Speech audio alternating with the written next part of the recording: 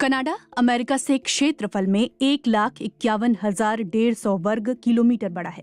दूसरी तरफ अमेरिका के नवनिर्वाचित राष्ट्रपति डोनाल्ड ट्रंप कनाडा को अमेरिका का 91वां राज्य बनाना चाहते हैं। अगर ऐसा होता है तो अमेरिका का 91वां राज्य क्षेत्रफल के मामले में संपूर्ण पुराने अमेरिका से बड़ा होगा। Canada North Atlantic Treaty Organisation यानी नेटो का संस्थापक सदस्य देश है। नेटो दूसरे विश्व युद्ध के बाद 1949 में बना था। नेटो ने बनने के बाद घोषणा की थी कि उत्तरी अमेरिका या यूरोप के सदस्य देशों में से किसी एक पर हमला होता है तो उसे संगठन में शामिल सभी देश अपने ऊपर हमला मानेंगे। नेटो में शामिल हर देश एक दूसरे की मदद करेंगे। लेकिन अब नेटो के संस्थापक देश अमेरिका दूसरे संस्थापक देश कनाडा को खुद में मिलाने की बात कर रहा है। दोनों देशों को एक होना है तो इसकी कानूनी और संवैधानिक प्रक्रिया होगी। कनाडा की न्यूज वेबसाइट टोरंटो स्टार ने लिखा है कि बुनियादी मुद्दा ये है कि कनाडा में संवैधानिक रूप से राजशाही है और अमेरिका गणतंत्र है। टोरंटो स्टार से हाउस ऑफ कॉमन्स और इलेक्शन कनाडा में लीगल काउंसिल रहे ग्रेगरी थार्डी ने कहा, अगर आप राजशाही से गणतंत्र में बदलना चाहते हैं तो इस पर किंग के ऑफिस से डील करनी होगी। इस मामले को कनाडा एक्ट ऑफ 1982 के सेक्शन 41 के तहत देखना होगा। इसके लिए संविधान संशोधन करना होगा और पूरी व्यवस्था बदलनी होगी।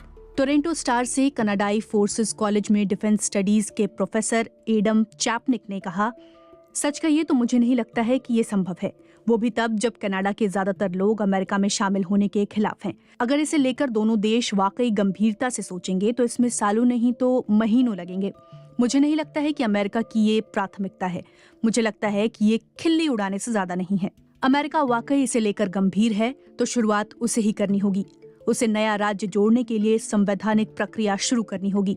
इस मामले में अमेरिकी कांग्रेस ही केवल फैसला ले सकती है। वेस्टर्न यूनिवर्सिटी में राजनीतिक विज्ञान के प्रोफेसर मैथ्यू लेबो ने टोरंटो स्टार से कहा, अमेरिका में एक नए राज्य को जोड़ने के लिए हाउस ऑफ रिप्रेजेंटेटिव्स और सीनेट दोनों से प्रस्ताव पास करना होगा।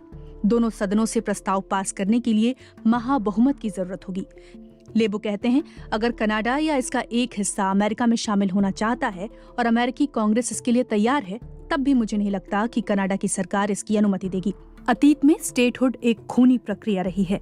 अमेरिका ने टेक्सास को मेक्सिको से लिया था तो 4 सालों तक संघर्ष हुआ था और इसमें हजारों लोगों की जान गई थी। कहा जा रहा है कि आखिरी तरीका यही होगा कि दोनों देशों के बीच कोई अच्छी आर्थिक डील होगी।